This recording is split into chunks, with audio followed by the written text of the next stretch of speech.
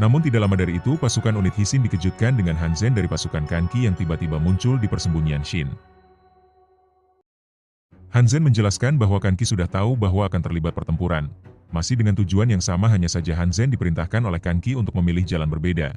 Yang jelas tujuan mereka adalah kota Gian. Mendengar apa yang dijelaskan Hanzen membuat unit Hisin dan Gakuka terkejut. Hanzen kembali menjelaskan, seharusnya mereka bertemu dengan Kanki di Gian. Namun Hanzen mendapatkan laporan bahwa pasukan besar Kanki kalah.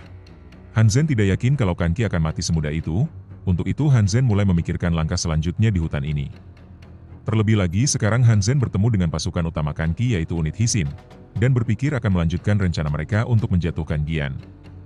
Shin meminta pendapat Karyoten tentang rencana Hanzen yang masih berencana menaklukkan Gian. Naki berpendapat bahwa Riboku mengerahkan banyak prajurit untuk melakukan lingkaran kepungan. Hansen pun sependapat.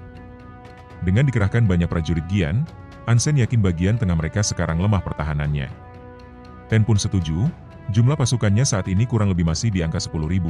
Jika mereka melakukan serangan kejutan sebelum matahari terbit, mungkin mereka bisa menaklukkan Gian.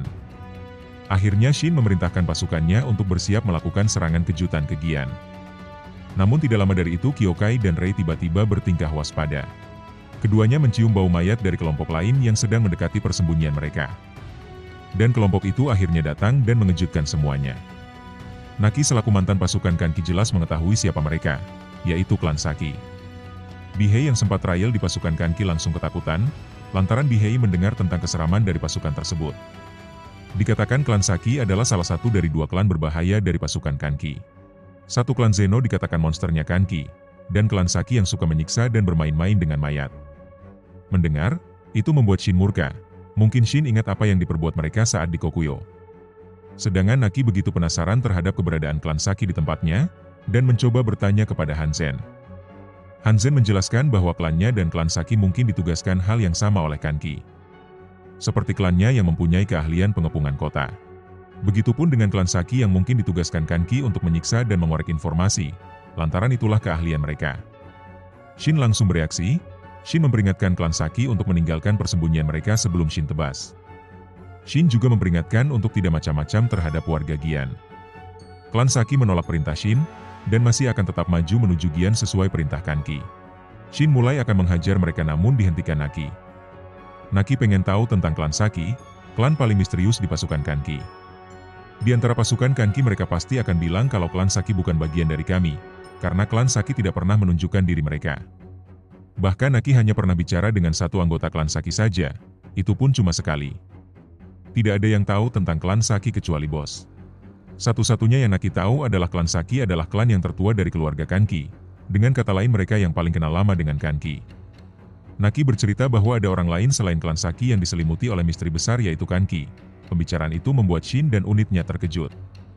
Naki melanjutkan ceritanya, Naki pernah mendengar dari klan Saki bahwa kemurkaan adalah fondasi Kanki. Dan Naki yakin bahwa klan Saki adalah yang mungkin paling tahu tentang Kanki. Naki pun bertanya kepada Shin dan unitnya, apakah mereka tidak penasaran siapa sebenarnya Kanki itu? Dari mana dia berasal, dari mana dia membangun klannya, dan apa yang sebenarnya dia inginkan?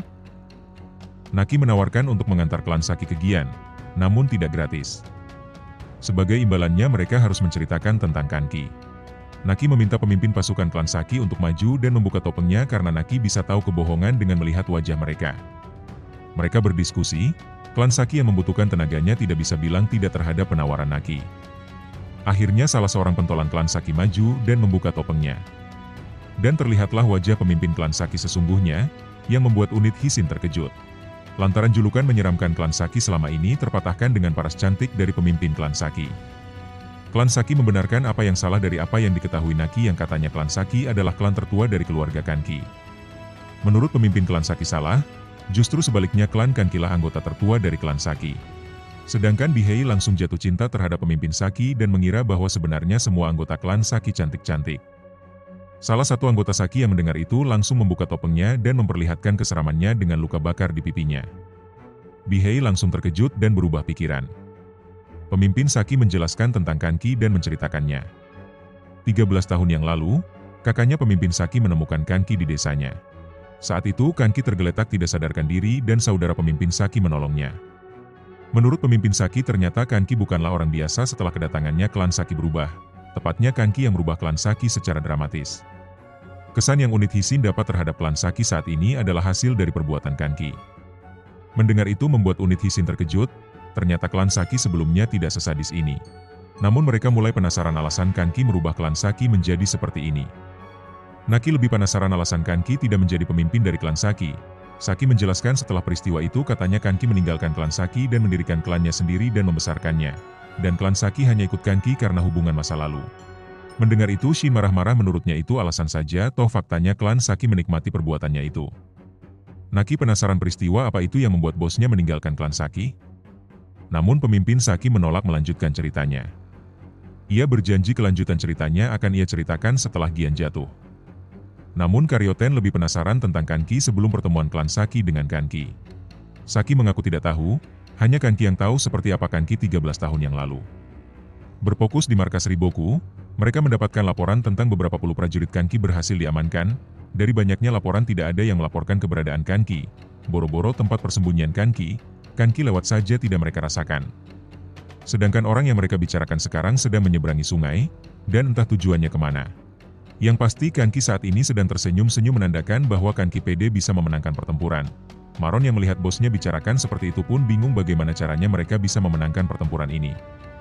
Berpindah lagi ke kota Gian, tentara Gian yang berjaga mereka dikejutkan dengan kedatangan menara pengepungan milik Hanzen. Kilas balik sebelum unit Hishin melakukan penyerbuan ke kota Gian, yang dimana saat itu Ten berkonsultasi terlebih dahulu dengan Moten. Ten yakin jika mereka benar-benar bisa menjatuhkan kota Gian, lantas apa yang bisa mereka lakukan setelahnya? Yang tidak lain dan tidak bukan, Ten menyadari kondisi buntu yang mereka dapat. Namun Moten berpikiran lain, menurutnya jika kondisinya tumpang tindih mungkin masih ada peluang bagi mereka. Atas dasar itulah mereka memutuskan untuk lanjut melakukan penyerbuan. Di lain tempat di markas Riboku mereka merayakan kemenangan mutlak mereka. Namun ada satu jenderal yang tidak larut dalam perayaan tersebut, yaitu Jenderal Kohaku. Kondisi ini persis sama seperti yang terjadi pada Kocho, waktu itu mereka terlalu fokus terhadap Kanki dan melupakan unit Hishin. Untuk itu Kohaku tidak ingin momen itu terulang kembali, ia meminta bantuan Shisui untuk mengawasi unit Hishin. Gakuso menenangkan Kohaku bahwa pasukannya bukan lengah namun sedang menunggu terbitnya matahari, lantaran jika waktu itu tiba sudah tidak ada lagi persembunyian bagi Kanki. Di saat yang sama kota Gian mendapatkan serangan kejutan dari pasukan unit Hishin. Unit Hishin dan pasukan terkuatnya sekarang berada di dalam menara pengepungan Hanzen. Unit Hishin diplot menjadi juru gedor di atas benteng, dan ditugaskan untuk membuka pintu gerbang kota Gian.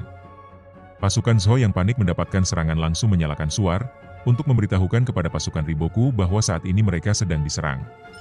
Ten yang menyadari itu hanya bisa berharap, pasukannya bisa menjatuhkan kota Gian sebelum pasukan Zhou terdekat melihat suar yang dilesatkan tentara Gian tersebut. Jika mereka melihatnya dan menyerbu ke Gian saat ini dipastikan unitnya bakal habis. Sedangkan pasukan Moten dan pasukan berkuda unit Hishin bersiaga di depan gerbang kota Gian. Menunggu kapten dan pasukannya membuka gerbang tersebut, sebelum akhirnya mereka melakukan penyerbuan ke dalam kota. Melihat di atas benteng sudah padat dengan tentara Zhou, membuat Shin harus mengeluarkan kekuatan unit Hishin yang sesungguhnya. Ia membawa 3 prajurit dengan tubuh raksasa, seperti Denyu, Ryusen, Chutetsu, dan Shin sendiri. Shin menyebut mereka trio monster unit Hishin. Dan Shin meminta trio monster itu untuk mengamuk. Di luar benteng pasukan Shin mulai harap-harap cemas melihat suar terus-menerus pasukan Zhou nyalakan. Takut-takut ada pasukan Zhou tiba-tiba muncul menggerebek mereka. Naki menenangkan mereka, semua utusan tentara Gian sudah anak buahnya habisi. Untuk saat ini pasukan mereka aman dari Riboku. Namun Naki yakin jika matahari terbit nanti akan ada banyak utusan yang berkeliaran. Ensan menyadari itu bahwa mereka harus bisa menaklukkan Gian sebelum matahari terbit. Namun yang jadi masalahnya gerbang kota masih tertutup rapat. Garo menenangkan mereka bahwa ia yakin Shin pasti membukanya. Berfokus di atas tembok, trio monster mengamuk habis-habisan. Namun ternyata menembus pasukan besar Zhou di atas benteng hanya dengan mengandalkan 3 kekuatan monster saja tidak cukup.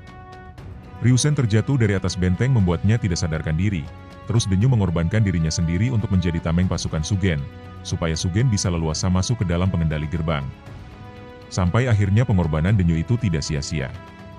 Sugen dan Kanto berhasil masuk ke ruang pengendali gerbang, dan membuka gerbang kota. Setelah gerbang terbuka, pasukan berkuda unit Hishin yang dipimpin oleh Shosui langsung menyerbu masuk ke dalam kota.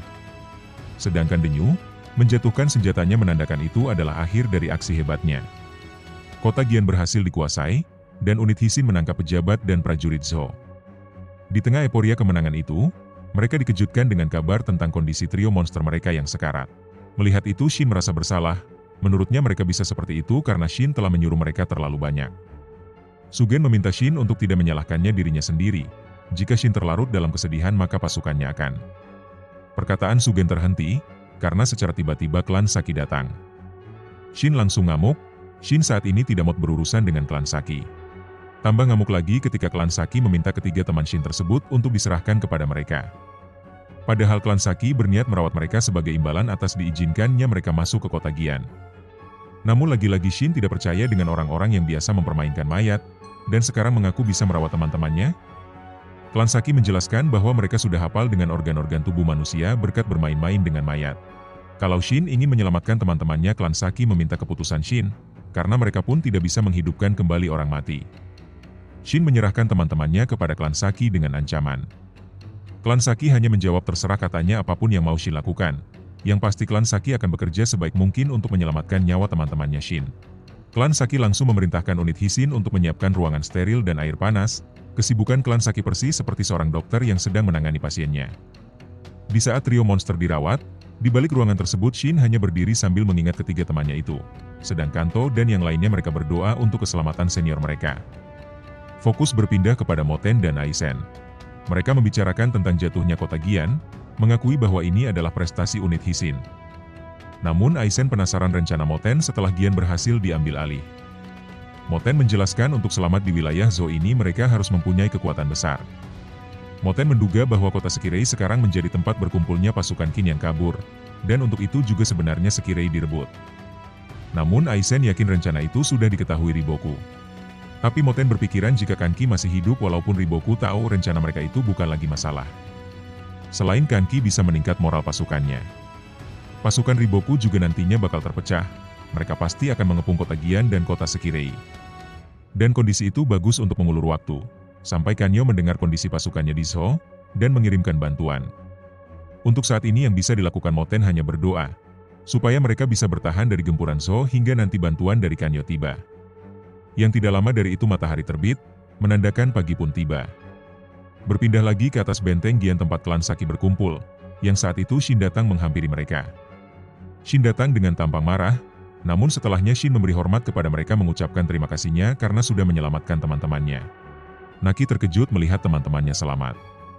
Respon pemimpin Saki hanya mengucapkan senang katanya mereka selamat, namun Saki meminta Shin seharusnya berterima kasih pada pengetahuan dan kemampuan klan Saki yang bermain-main dengan mayat. Mendengar itu Naki terkejut dan menebak bahwa klan Saki selama ini melakukannya untuk mendapatkan ilmu tersebut. Saki hanya menjawab mungkin. Tapi satu hal yang harus Naki dan Shin tahu bahwa katanya Kanki adalah orang yang tidak akan melakukan perbuatan yang sia-sia. Termasuk saat Kanki merubah klan Saki menjadi seperti ini, ada makna yang besar di balik tindakan Kanki itu.